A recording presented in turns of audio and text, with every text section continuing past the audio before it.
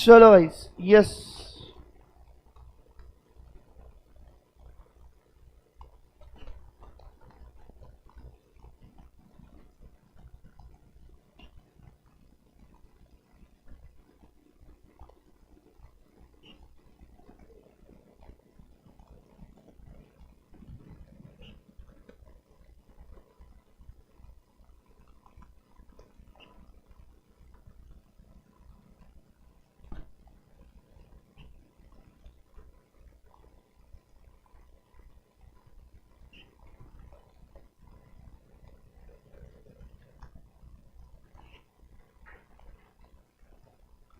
Yes प्रिया, good evening.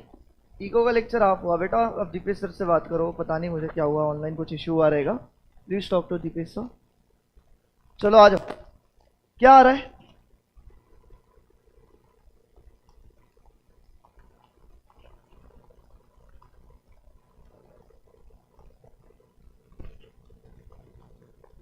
Screen कहाँ आ रही है भाई? क्यों नहीं आ रही है भाई? हो गया तेरा कच्ची कली? यस। चलो, आज ये चैप्टर हो जाएगा तुम्हारा खत्म। ठीक है, जो बेसिक टर्मिनोलॉजी सारी की सारी हो जाएगी अपनी खत्म। तो बेटा आज लास्ट लेक्चर है पहले चैप्टर का, ठीक है, ऑब्वियसली। तो हम फिर अब इसके आगे बढ़ेंगे, थोड़ी सम सॉल्विंग वगैरह होगी, ग्रेजुअली अकाउंट्स में आएंगे अपन। पर एक बार टर्मिनोलॉजी समझना बहुत ज़्यादा जरूरी थी। तो आज एक बार कल का रिवाइज कराओ। कल क्या पढ़ा था सबसे पहले अपन ने? गुडविल। क्या था गुडविल का मतलब?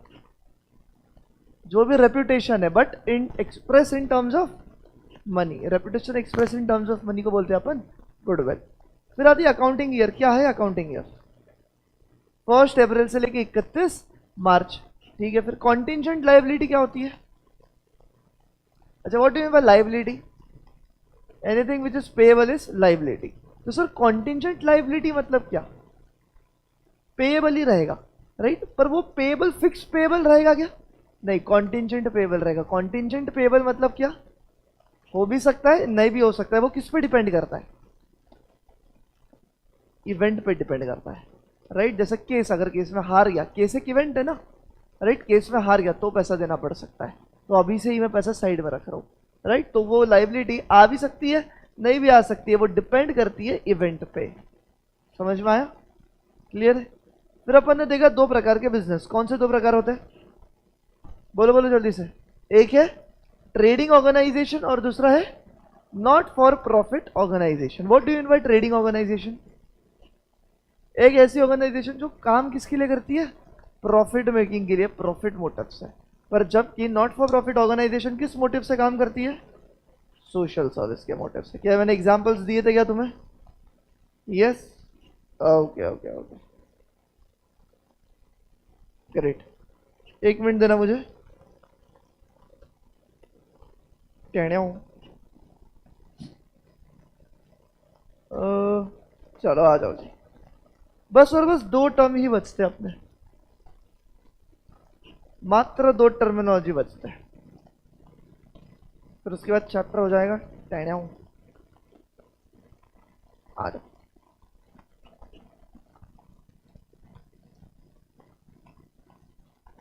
लिखो साथ साथ अगली टर्म।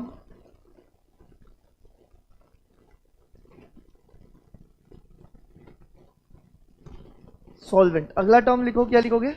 सॉल्वेंट। नहीं, सॉल्वेंट मत लिखो, कोई बात नहीं बेटे। इनसॉल्वेंट लिखो। क्या लिखोगे बोलो बेटा? इनसॉल्वेंट।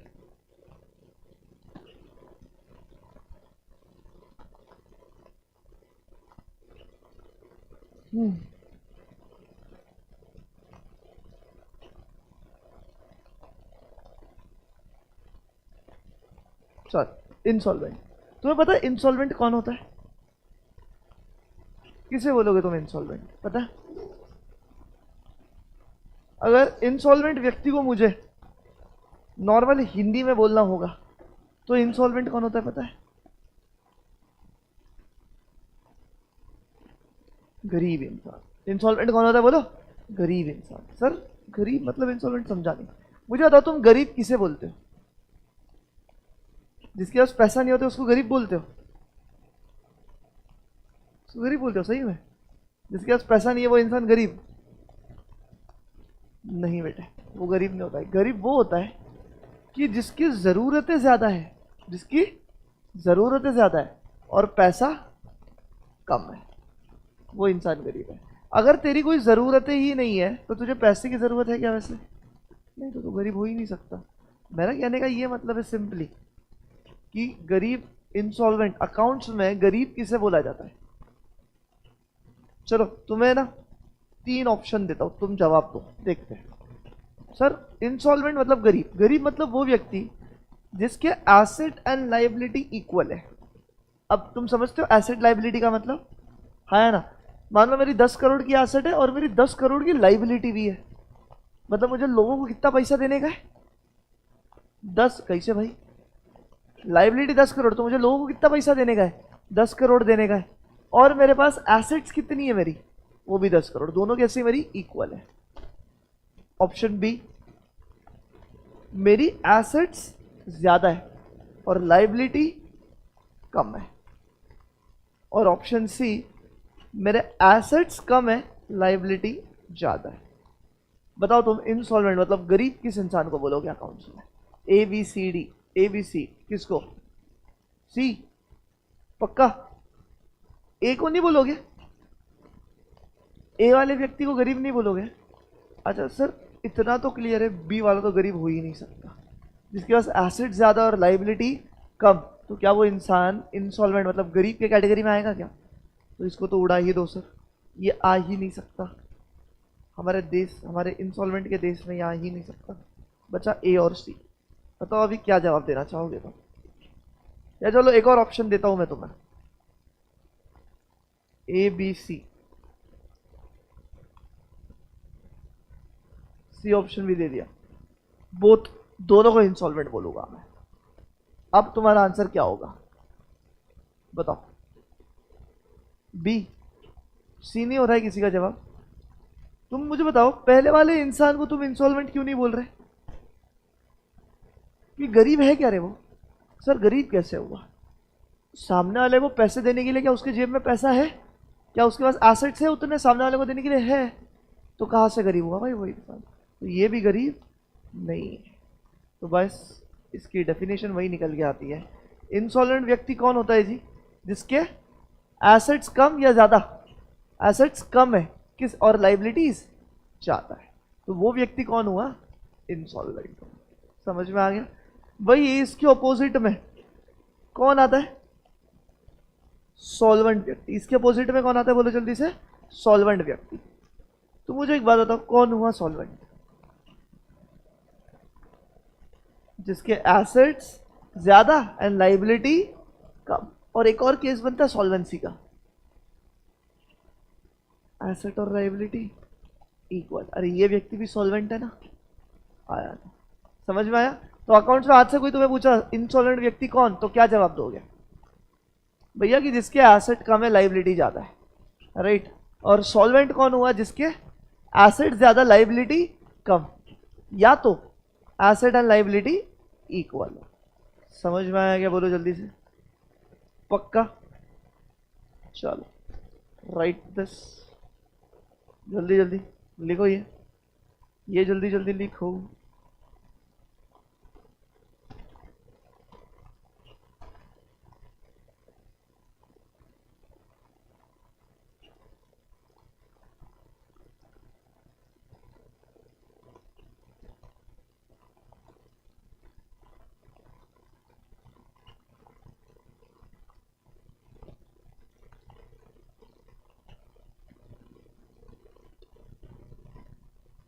लिख लिया?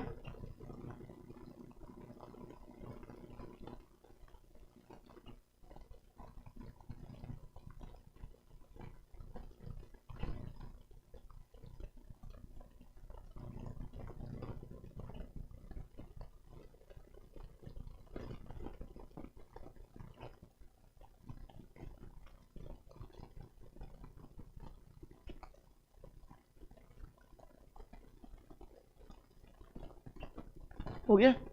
समझ में आया? तो अब तुम लोग है ना, मेरे को एक लिस्ट बनवानी है अभी तुम लोगों से कि कौन सी चीजें अभी अपन ने पढ़ी। ठीक है, आओ डे 1 पे आओ, किताब के एकदम डे 1 पे आओ, एकदम डे 1 पे आओ किताब के, ठीक है।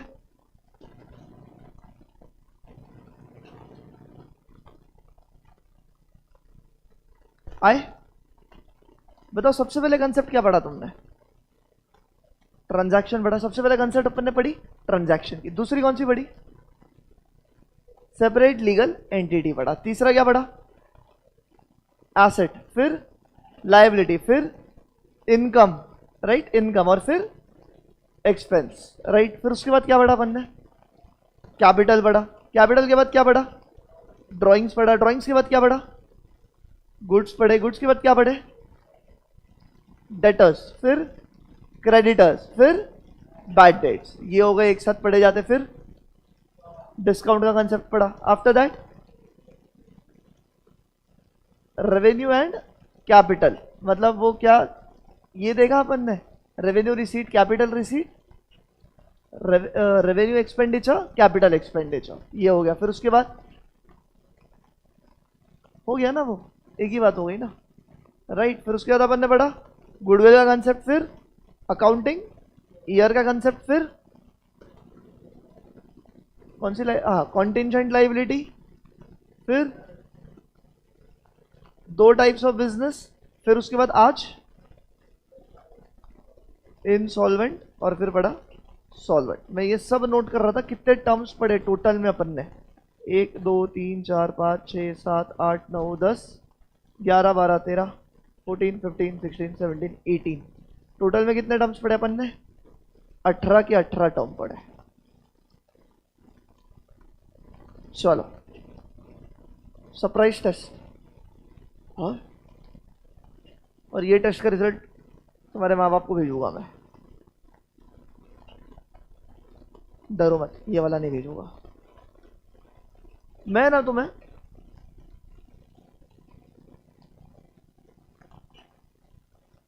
सिर्फ और सिर्फ 5 मिनट का समय दे रहा हूं। कितना बोलो?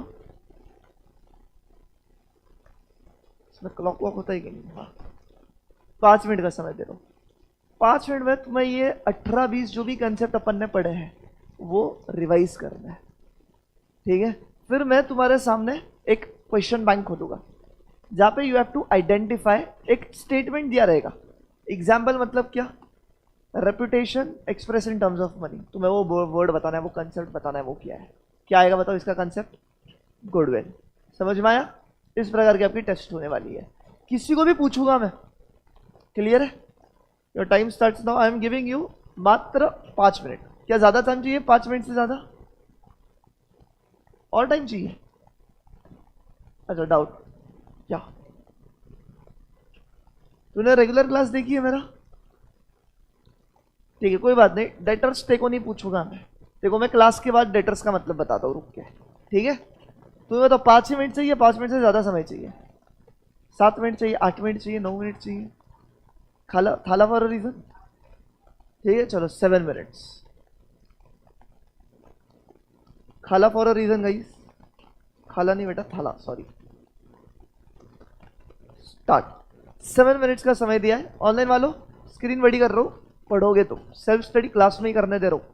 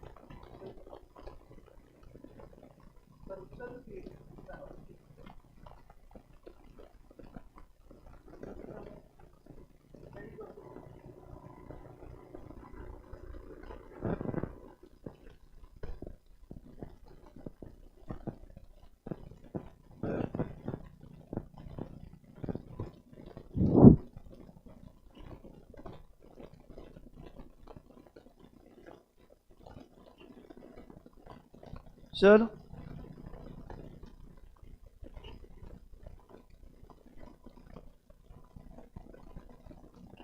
बताओ पहले का जवाब।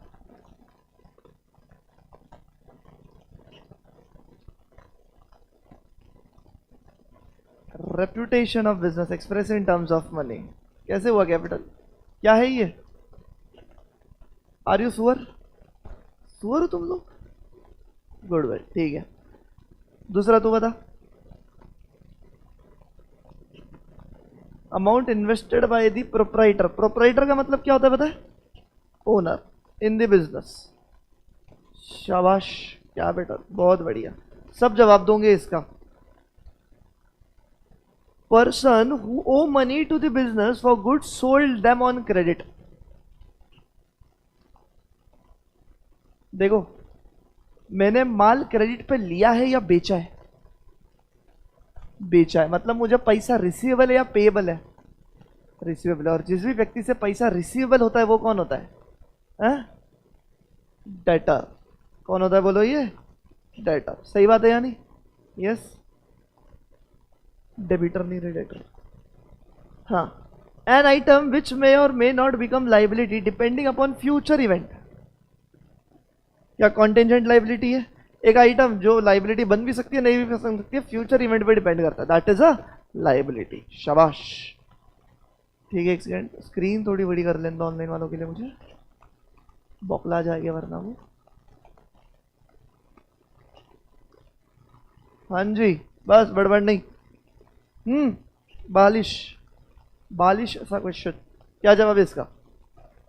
D rhymes. Very good. Amount owed by the business to outsider. English समझो। Amount owed by the business to outsider मतलब मैं ओ करता हूं आउटसाइडर को, मुझे मतलब पैसा देना है आउटसाइडर को। जिस भी व्यक्ति को मुझे पैसा देना है वो व्यक्ति कौन है? क्रेडिटर। समझ में आ रहा है कि नहीं? जिससे पैसा लेना है वो डेटर, जिसको पैसा देना है वो क्रेडिटर। हो गया था। 7, the period of 12 months from which the books of accounts are maintain. ये 12 साल के पीरियड को क्या बोलते हैं जब पे बुक्स मेंटेन होता है? क्या अकाउंटिंग ईयर बोलते हैं क्या? हाँ है ना, very good. A person whose assets are more than his liability and who is payable to pay all his debts. क्या सॉल्वेंट व्यक्ति हुआ ये? अभी बड़ा। Cost incurred by the business in order to earn revenue. Question ध्यान से पढ़ो, आराम से पढ़ो और जवाब दो।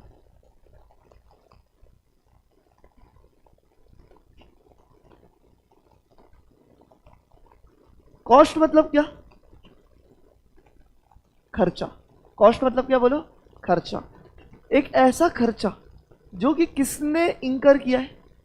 इंकर करना मतलब खर्चा करना। किसने खर्चा किया है? बिजनेस ने खर्चा किया है। क्यों खर्चा किया है? क्या कमाने के लिए? रेवेन्यू कमाने के लिए। तो उस खर्चे को क्या बोलते हैं अपन? एक्सपेंस बोलते क्या? तुम्हारी किताब में भी वही डेफिनेशन लिखा है, cost incurred by business to earn revenue. मैं बिजनेस में खर्चा क्यों करता हूं? मजा आती है इसलिए क्या? नहीं, क्या फ्यूचर में मेरे को रेवेन्यू हो इसलिए करता हूं ना मैं। तो इस कॉस्ट को क्या बोलते हैं अपन? एक्सपेंस बोलते हैं या नहीं बोलते? ठीक है। अच्छा, the concept that treats business as distinct and separate from its owner. या सेपरेट लीगल एंटिटी की ओनर अलग बिजनेस अलग। Anything owed by the business having monetary value. Owned, owned not owed, sorry. कोई भी चीज जिस पर बिजनेस का हक है और उसकी एक वैल्यू है। हिंदी में बोलने में समझ आ रही? तुमको अंग्रेजी आती नहीं है क्या? है? ओन्ड का क्या मतलब हुआ? ओन्ड का मतलब हक। और व्हाट द हक? और जिसकी क्या हो? कोई वैल्यू हो। तो बिजनेस की कोई भी चीज जिसमें हक और जिसकी वैल्यू हो वो क्या है? एसेट है।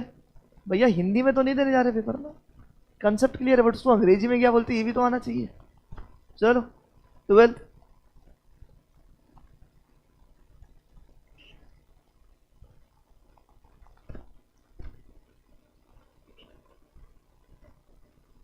Person to whom the business owes money, क्योंकि बिजनेस ने गुड्स क्या किया है, परचेज ऑन क्रेडिट किया है। तो बताओ बिजनेस ने माल खरीदा या बेचा है, माल खरीदा है, तो पैसा देना पड़ेगा या आएगा, देना पड़ेगा, मतलब पेएबल है। पेएबल बोला तो सामने वाला क्या बन गया, लाइबिलिटी बन गया। पर सामने वाला व्यक्ति को क्या बोलोगे, पर्सन पूछा है, वो पर्सन को ए लाइबिलिटी जा रहा है देख, ऐसे थोड़ी बोलते, क्या जाता है, क्रेडिटर जा रहा है देख, ऐसे बोलोगे ना। और क्रेडिटर एक लाइबिलिटी है, ऐसे बोलोगे ना बेटा, समझ में आ रही है। Reduction allowed in the price of goods और अमाउंट पेएबल, शाबाश, तुरंत हिट होना चाहिए भैया दिमाग में।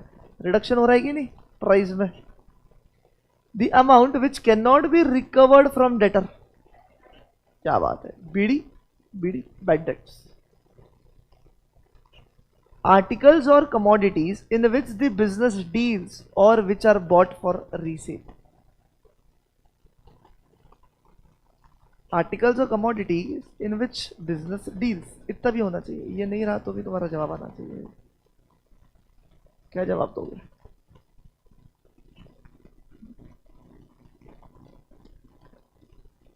ऐसा article in which the trader trades, क्या था,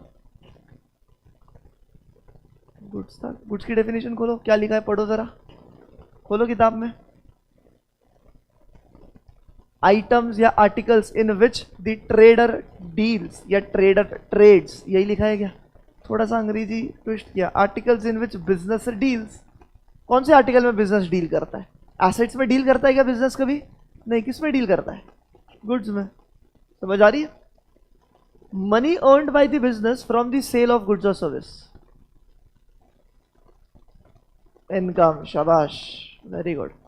मनी जो तूने कमाया है क्या बेच के, गुड्स या सर्विस बेच के, तो पैसे को क्या बोलता है तो इनकम।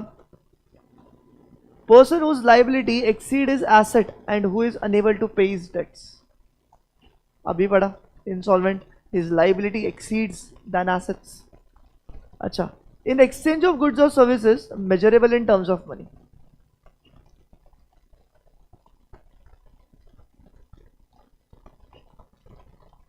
गुड्स और सर्विसेज के एक्सचेंज में पैसा देना, इसको क्या बोलते हैं, क्या ट्रांजैक्शन बोलते हैं, नहीं बोलते हैं, हाँ या ना, ट्रांजैक्शन। ट्रांजैक्शन दो प्रकार के, मॉनेटरी या नॉन मॉनेटरी, तो मेन तो ट्रांजैक्शन जवाब हुआ।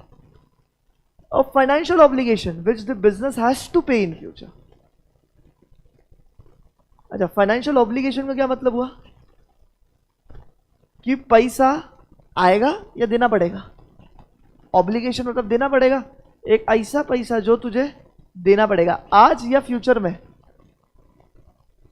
फ्यूचर में, तो क्या ही है, लाइबिलिटी। अंग्रेजी क्लास पढ़ाने लगेगी लगता है, कंसेप्ट तो पता है, अंग्रेजी में सरवांदे है, ठीक है। The owners claim over the asset of the business, ये कोई बता पाए मजा आ जाएगा मेरे को।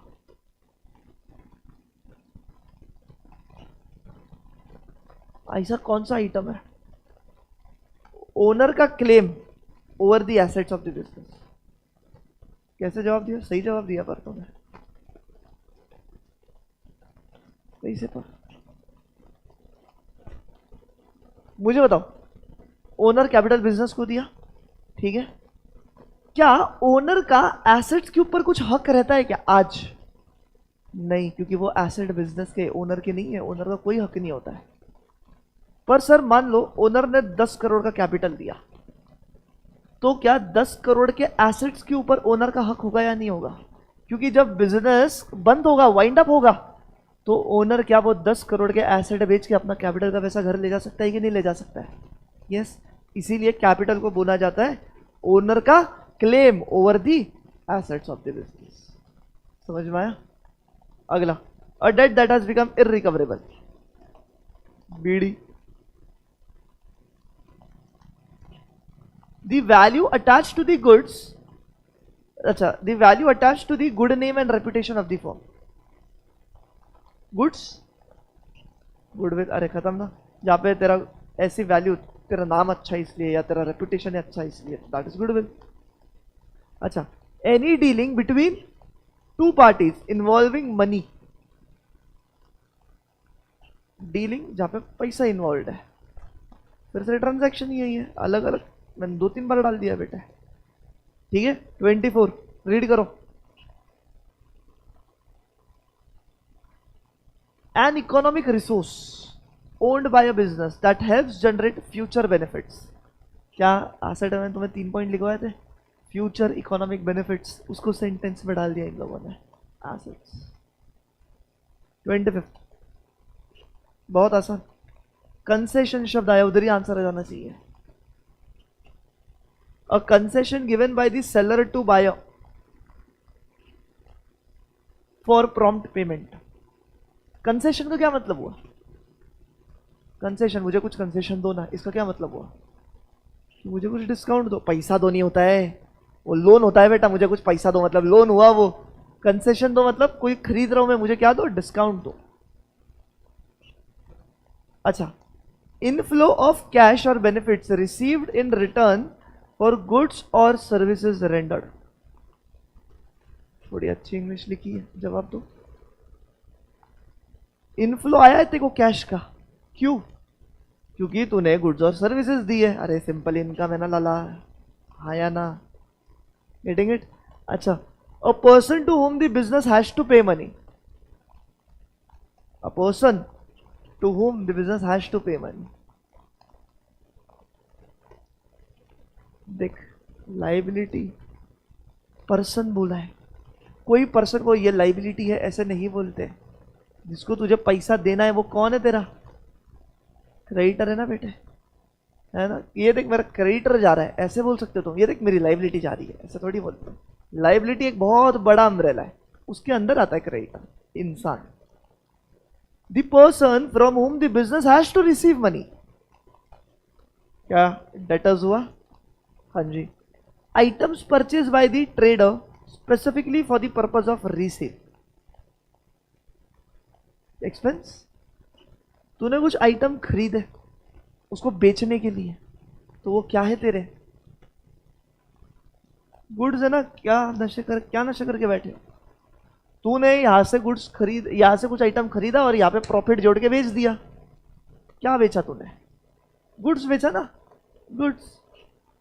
30 amount spend for the day to day running of business. खर्चा किया है डे टू डे बिजनेस चलने के लिए, क्या एक्सपेंस हुआ? थोड़ा और पूछूं, बताओ ये कौन सा एक्सपेंस है? रेवेन्यू एक्सपेंस या कैपिटल एक्सपेंस? Revenue expense. बहुत होशियार बेटा। One who is able to pay all his debts in full. Debt मतलब क्या? डेट का क्या मतलब हुआ? उधारी। डेट्स का क्या मतलब है बोलो? उधारी। एक ऐसा व्यक्ति who is able to pay his dates, वो कौन हुआ? क्या सॉल्वेंट व्यक्ति हुआ, है ना? अगला जवाब तो enable to pay his dates, insolvent. समझ में आ रही है? चलो बस 36 ही है, 33 का जवाब देना।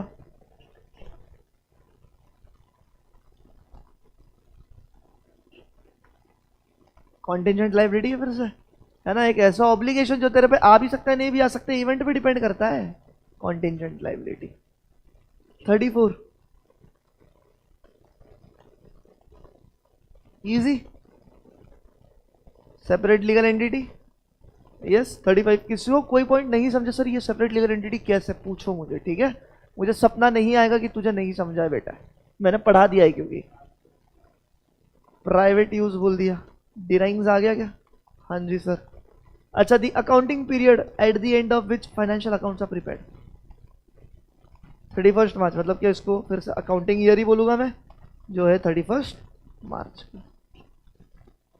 समझ में आया? ये पीडीएफ चाहिए तुमको? यहाँ पे देखो सारे आंसर्स भी दिए। ये पीडीएफ चाहिए या नहीं चाहिए? ग्रुप में भेज दूं? करोगे फिर से एक बार सॉल्व?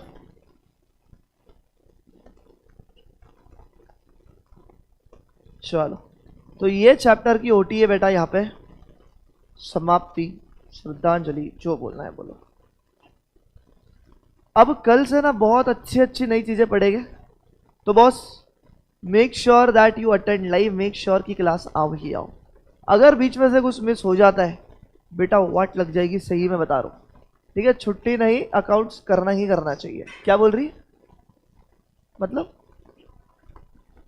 5 से 7 ही रखना है? क्यों यार?